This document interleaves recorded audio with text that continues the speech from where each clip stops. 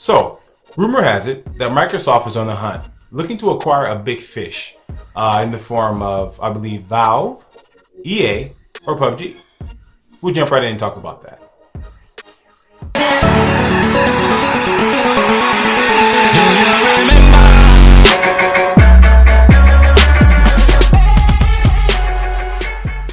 Okay, so as many of you already know, Polygon came out with an update recently stating that Microsoft, rumor has it, that Microsoft is looking to acquire either EA, the game PUBG, from that developing house, or Valve. Now, all of that right now is, to be taken with a grain of salt. We don't know if it's true or not.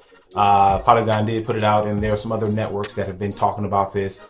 But Microsoft has not came out yet and gave us any information about it being official that they are on the hunt, looking to acquire EA, PUBG, or Valve. Now, let me start by saying that if Microsoft acquires PUBG, that makes complete sense. Microsoft right now is already in bed with the developers of PUBG.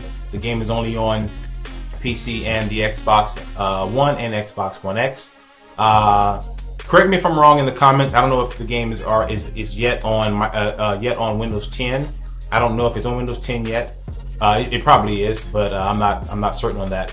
But that's a game that Microsoft, in my opinion, should acquire. They should acquire that developer and encourage that developer to bring more maps and fine tune the game and make that experience a Microsoft exclusive, because they need it. They just absolutely need it. Now, if this rumor is true in any way, it has huge payoffs for Microsoft if it's true.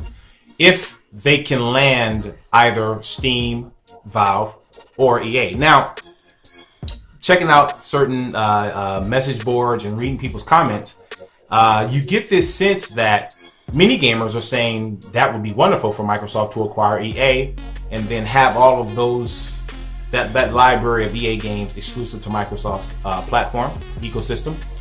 Then you have other gamers saying no, that wouldn't be cool, because of course that's a large dent in the PlayStation ecosystem, because those games theoretically would no longer be on the PlayStation platform. Maybe some of those games still would be able to be played on PlayStation due to some of the current licensing and contracts that EA has with Sony. But in the long run, that does bode very well for Microsoft, for them to have the ability to acquire all those games. If those games are, in fact, if the acquisition of EA takes place for Microsoft, then those games would eventually only be on Microsoft's platforms. And then you think about Valve. Like, how does Microsoft benefit from Valve? Well, when you think about Valve, the first thing that comes to mind is Steam. It should, because Steam is it's a beast. Okay,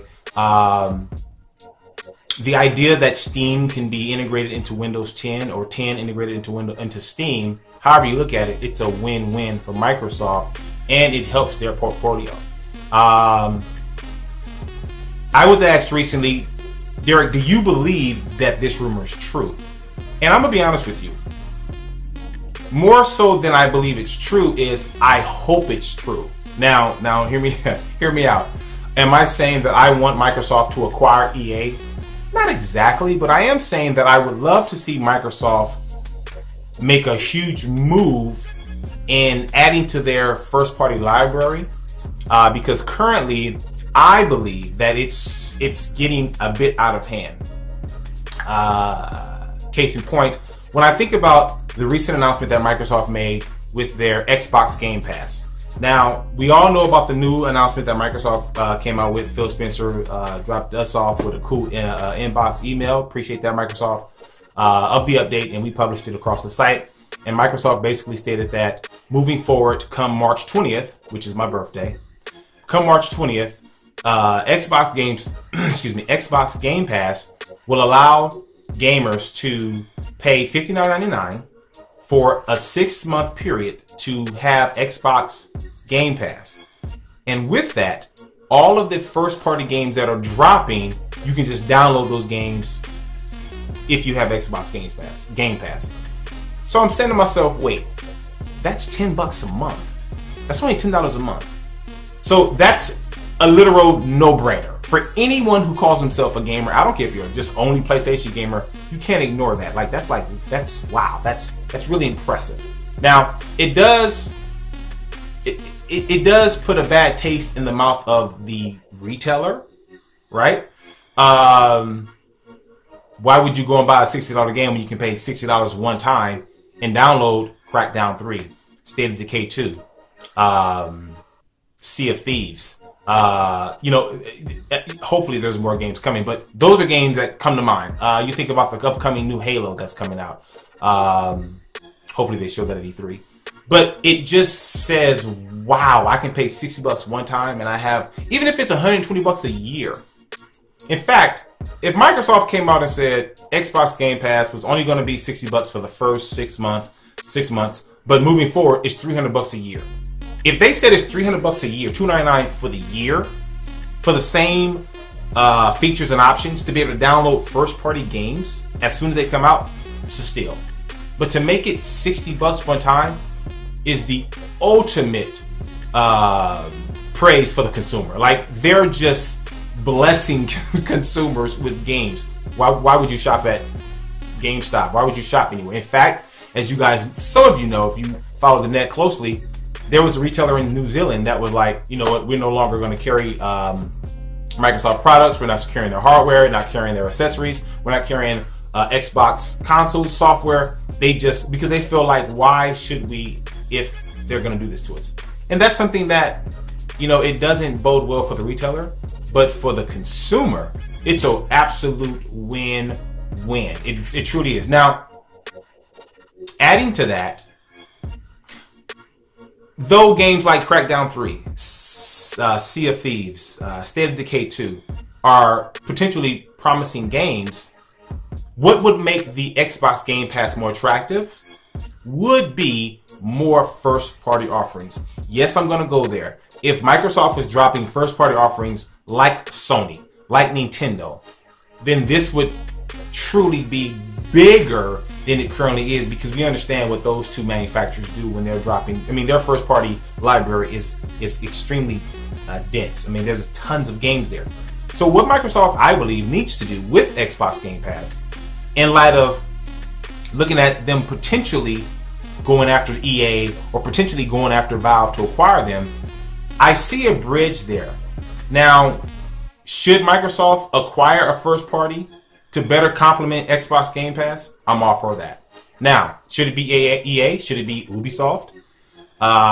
There's been no rumors about Ubisoft, so that's just me, just wishful thinking. However, I think about the idea that when you think about EA, for example, if Microsoft acquired EA, what would that mean?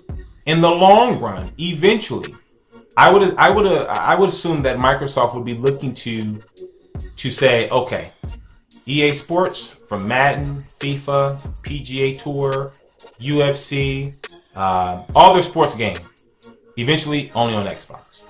Then you look at companies that they own. They just acquired Respawn Entertainment. They made Titanfall.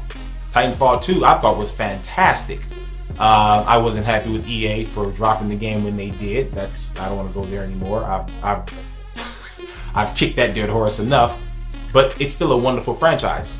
Maybe there's a Titanfall 3 in the works. I do believe Stig Asmussen, the creative director on God of War 3, I believe he's still with Respawn Entertainment now. Correct me if I'm wrong in the comments. But I believe he was working on a title for Respawn, and so hopefully that game is still in the works.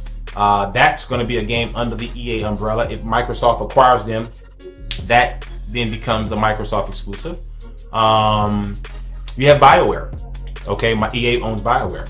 Games that I love, that I would love for them to come back. Of course, I was heartbroken when EA closed the doors of Visceral Games. But one of their games that is, I still dream about it, and hopefully one day I get to play Dead Space in VR. But I hope that happens. I really hope. Don't you guys want to see Dead Space in VR? That would be fantastic. Anyway, but that would be a Microsoft exclusive. You know, there are games like, what about Army of Two? You remember that game, Army of Two? That was a great game. Great game. Imagine games like Army of Two coming back, Dead Space coming back. Love Dragon Age. It sold well, thank God. So hopefully another Dragon Age comes out. What about the upcoming Anthem?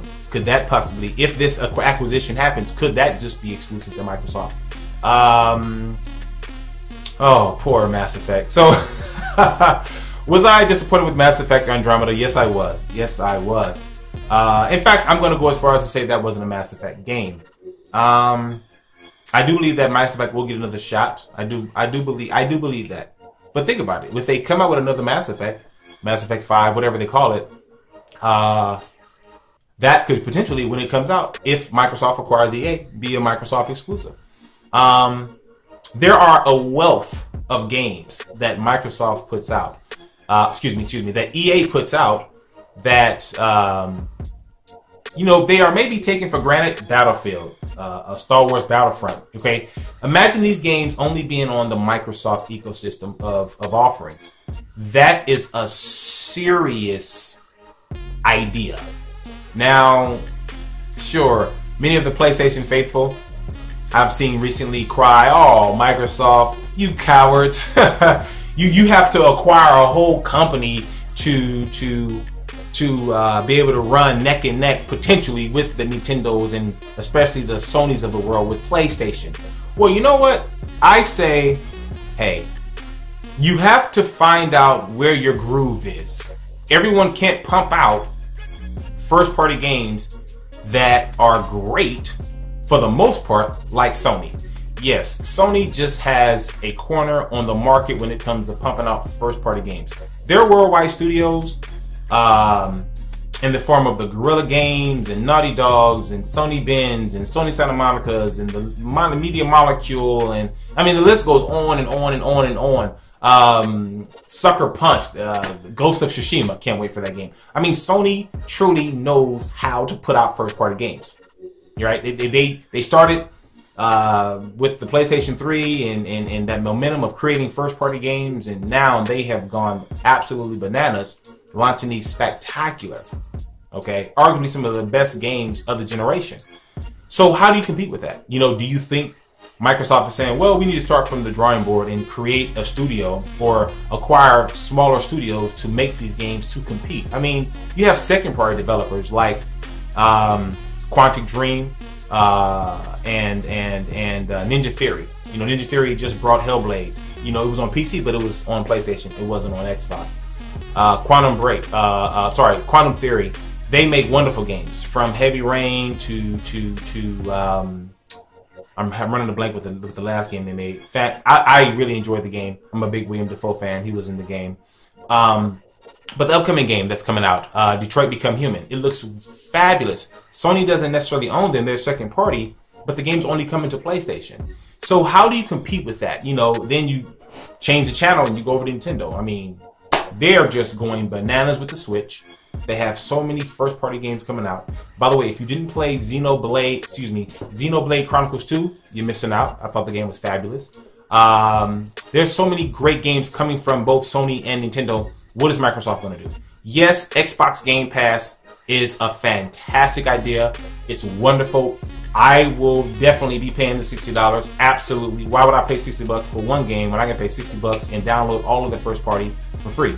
But what's going to make that Xbox Game Pass attractive is if games like Anthem, Madden, FIFA, NBA Live, maybe if Dead Space comes, Titanfall 3, Dragon Age, the next one, the next Mass Effect, Battlefield, Star Wars Battlefront 3, Battlefield 2, or I've been hearing rumors that they're going back to the Battlefield Bad Companies. Oh, I'm so hoping that's true. Games like that being first-party games on Xbox, I'm going to tell you right now, if that happens this generation, and in the next generation, PlayStation, I'm talking PlayStation 5, Xbox One X2, whatever that looks like, okay? Just the acquisition of EA alone. I'm not going to say that whatever Microsoft brings to the table with their new next generation flagship is going to outsell the PlayStation 5. I'm not going to say that right now. That's too early to say. But with the acquisition of EA, just EA, forget PUBG. In fact, just let me say something about that real quick.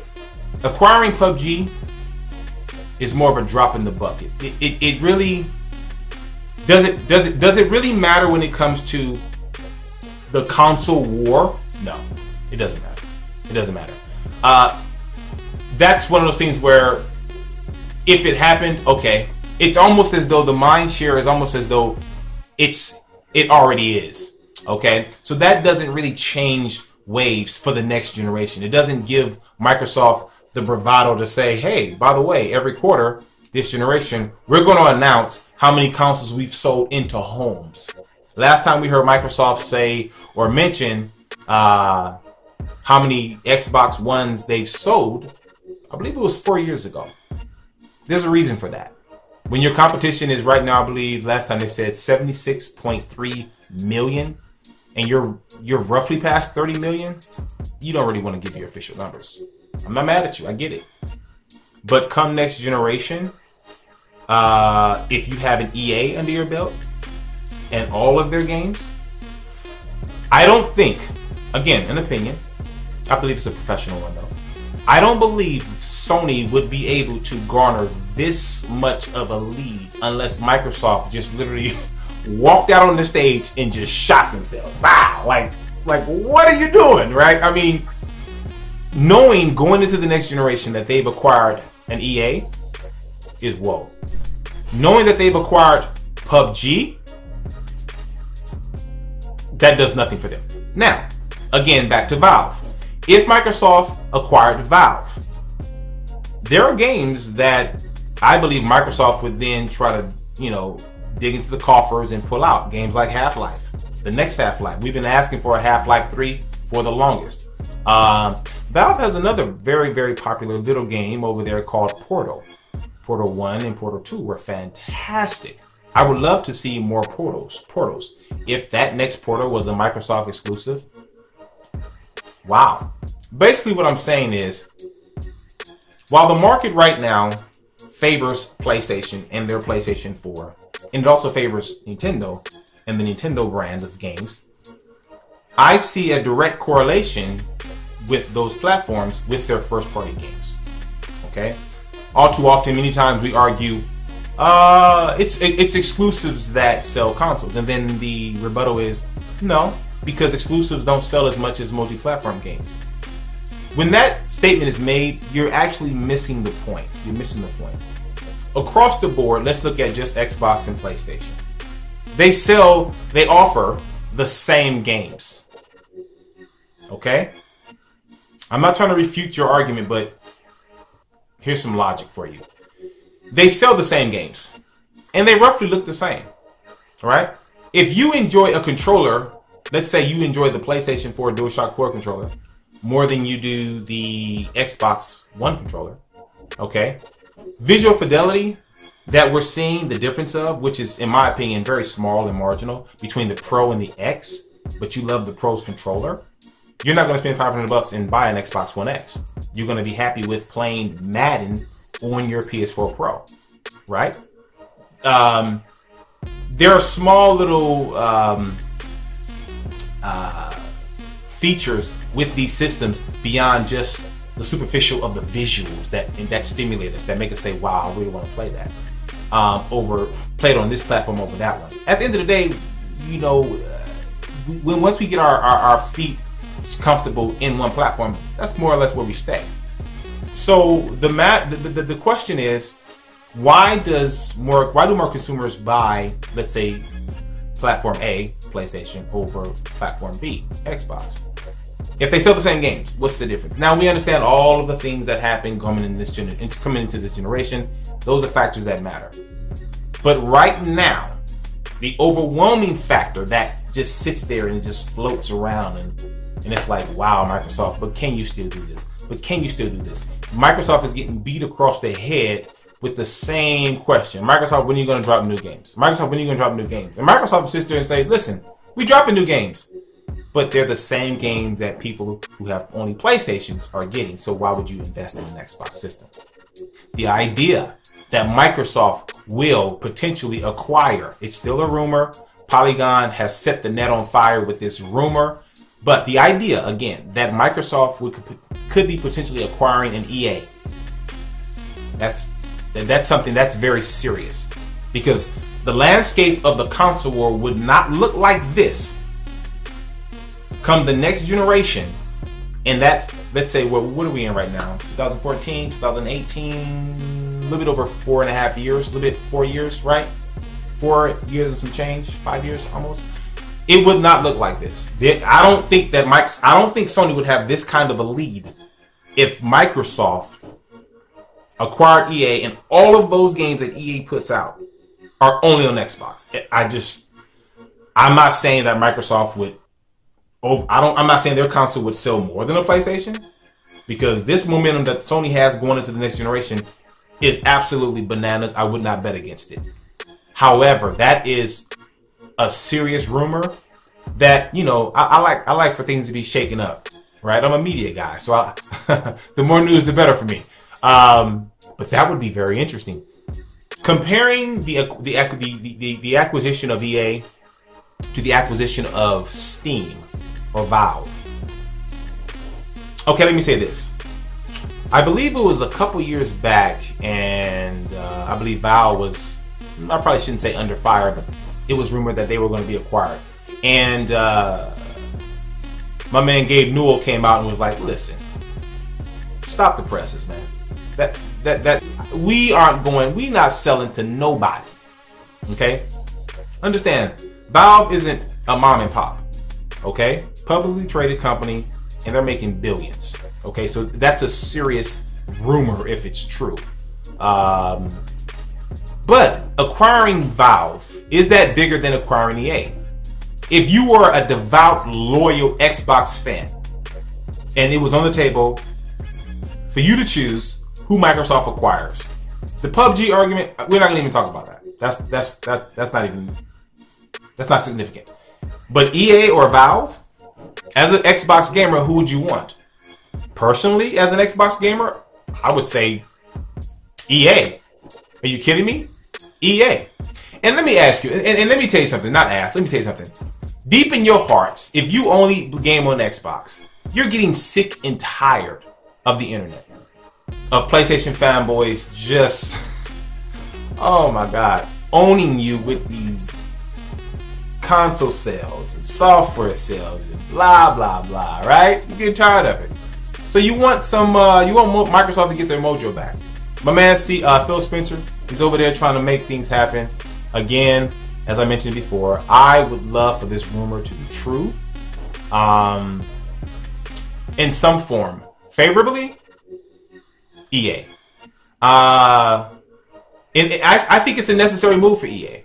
I really do. Maybe I didn't explain it better earlier, but let me give it a shot again. I believe that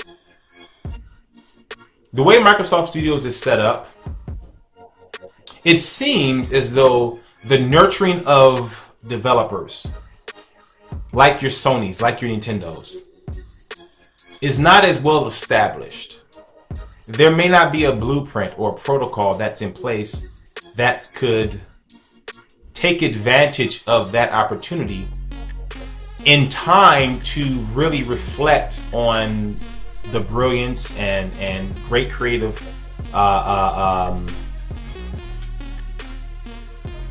genius of Microsoft Studios. You know, it takes time to build first-party studios. It takes time to put those studios in place. It takes money. It takes trust. It takes loyalty. It takes, you know, veterans who know what they're doing. And right now, you know, everyone is really set in place when you look around. And then it's all about, how do you cast the right developers? How do you, I mean, who do you hire from Microsoft's perspective? Who do we hire? What's our protocol by which we look for talent to then make games that rival the Horizon Zero Dawns of the world, the Zelda Breath of the Wild of the world? I mean, how do you do that? When you look at Microsoft Studios right now, there's no way they can do that. Microsoft cannot, listen to me, Microsoft cannot make, they don't have it within their power. They have the money, the pockets are deep, right? But you have to pay for that. and then that takes time. Money doesn't, it's not the cure-all. It is not the cure-all. However, if you can acquire an EA, sure, we can sit up here and argue, well, do EA offer better games than Sony? Okay, let's compare Sony and EA's first party. EA's first party, Sony's first party. Which one's better? That's subjective. It doesn't matter. But what does matter is those EA games sell like hotcakes. Now, that's going to be interesting though for Microsoft. I mean, excuse me, for EA. How much money is Microsoft going to throw at EA? I'm really making this a very EA heavy video because I think EA is the most significant. I do see the significance with Valve and Steam. I really do. And that would be big for Microsoft. But I still don't see them competing well against in a console race with Steam. I just don't. In a console race, I don't see them competing well. However, I do believe if we see Microsoft go in the direction of Steam and acquiring Valve, then I'll venture to say that Microsoft is looking to do more than just offer a console. I believe they're looking beyond past the consoles, and I believe that Microsoft, if they acquire Valve, I believe Microsoft is looking at a future where there are no set-top boxes. I believe we'll see the next Xbox after the Xbox One X. Oh, of course. I believe you may see 2 more, right? But I believe that if Valve is acquired by Microsoft, I do believe that Microsoft is looking ahead. Okay, I believe they're looking ahead to a reality where there are no consoles, and there's this some type of ecosystem that they've created and crafted out, which the Steam model helps them with. But I can't really put my finger on it. I've been thinking about that. So I think that's the direction they'll go with that. But I don't think they'll be winning any console wars anytime soon. Just based on the current playing field, I don't see that. But I love the idea of them acquiring EA. Now, PlayStation fans, you may hate me for saying that. I say that I like the idea of it because it kind of shakes things up. It makes it interesting. It makes it more competitive. Right now, this is not competition, right? This is not. You're almost at 80 million consoles sold, and people argue whether your competition have passed 30 million. You're not competing at that. That's like me. I'm a decent athlete, but that's like me racing Usain Bolt. Stop. The race is over before I ran, right? I mean, stop. That's not a race. That guy's lapping me 20 times. That's what Sony's doing right now with Microsoft. It's ugly. It's ugly. I don't want this type of race next generation. I don't. I really don't. I want next generation. What do I want to see? Next generation, I would love to see Microsoft and Sony closer. I want to see Microsoft with great games on the Xbox platform, whatever it's called, that rival the first-party Sony games. Right now, it's not even a debate. Okay? Yes, I'm going to keep saying that because it needs to be said. But I want to see something that's very close, where you can say, without a doubt, it's going to boil down to preference as to what console you want. So am I saying that right now I would tell somebody to get a PS4 over an Xbox? Not necessarily. But if someone asks me, well, where are the better games? You see how I've kind of paused? I would not pause if someone asked me that. The better games are on PlayStation. If you asked Phil Spencer, where are the better games, Phil? Phil might look at you like, they're on Xbox. No, they're not. They're not. Okay, stop. They're not. The better games are on PlayStation, and the better games are on Nintendo, on the Nintendo Switch. Straight up, it is what it is. Maybe it's the Xbox 360 days that spoiled me, that make me say this. But yes, I want to see a generation where it's more competitive. I'm loving Xbox Game Pass, Microsoft, bravo. That's super sexy. But I want to see some software with that. Yeah, first party games, great. Sea of Thieves, by the way, I'm in the Sea of Thieves beta. Yes. Yes, now I've read all of many of your message board comments about Sea of Thieves. Looks too cartoony. doesn't look that good, blah, blah, blah. Let me tell you something right now. When you jump into Sea of Thieves, had a chance to jump into the beta for like 3 days. Absolute strangers, didn't know anyone. One guy knew. But that is an ambitious title. Now, it could be niche if you go in there and you just you stumble upon just guys who don't really, or women who don't want to cooperate. But what's so awesome about Sea of Thieves, I'm not going to go off on a tangent, but bear with me. Sea of Thieves, man, I'm like, whoa, this is great. Any video that you've seen of Sea of Thieves doesn't do justice. Just an opinion. Because it breeds cooperative play in this real zany, funny, yet cool, but adventurous way. Sea of Thieves is, I'm telling you, Sea of Thieves is a great game. I played the beta. I'm like, dude, this is great. So I'm excited about that. The ability to just be able to download that game because of Xbox Game Pass, and then download Crackdown 3, and then download State of Decay 2. It's like, that's the start. But as gamers, you know, we're all insatiable. We're greedy. We want more, right? Because we know the competition's dropping more. I wouldn't say because of that, but, you know, you want more. The idea that this rumor could be true is really hot. So that's my little rant about Microsoft's potential acquisition of the EAs or the PUBGs or Valve. Again, PUBG, that acquisition is not significant whatsoever. In fact, I think Microsoft should have already acquired PUBG. I don't think Valve is going to give up the reins like that. I just don't, unless Microsoft is just coming with some money that's just obscene, right? And I don't think EA would do that either, unless, again, Microsoft just drops obscene money. Listen, and they're like, wait, hold on, that's crazy. Because I think Microsoft or EA is going to think about, well, you know, right now we're selling more games on PlayStation.